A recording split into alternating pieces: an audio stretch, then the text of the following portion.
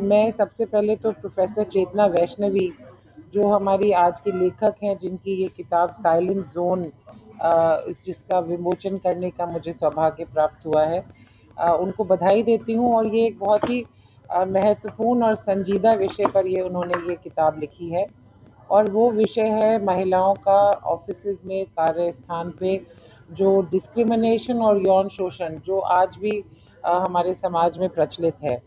और 1997 में supreme court ने एक बहुत बड़ा जजमेंट, विशाखा जजमेंट दिया था इसी मुद्दे पर लगभग 28-30 साल बाद भी हम देखते हैं कि इसके बारे में एक सभी जो इसके हिस्से हैं, जो लोग हैं समाज में, एक चुप्पी बनी हुई है। और इसीलिए इस किताब का नाम जो साइलेंट जोन है वो बहुत ही उपयुक्त है।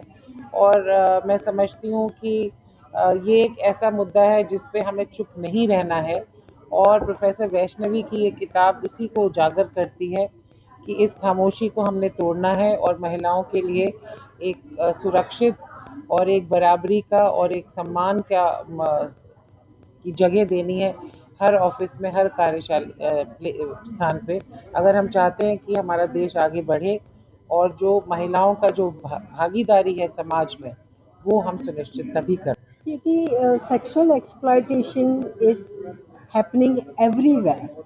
This is a dark reality which nobody wants to talk about. Everywhere, you you people have been reporting everywhere. Now we have heard of this car case, RG car, what happened to the doctor, and it's happening everywhere. It's happening in all kinds of workplaces. In this book, I have used fictional characters, and I have used the place of a hospital because I worked in the hospital. So I could not imagine or relate anything other working conditions. So I have created a fictional book, and I made it as a science fiction.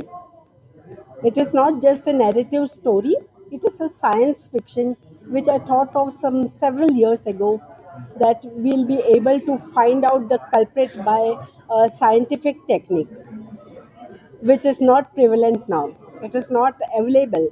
But I thought of this several years ago, and in future, if this kind of technique is we are able to have it, we'll be able to find the culprit also. But sexual exploitation occurs everywhere.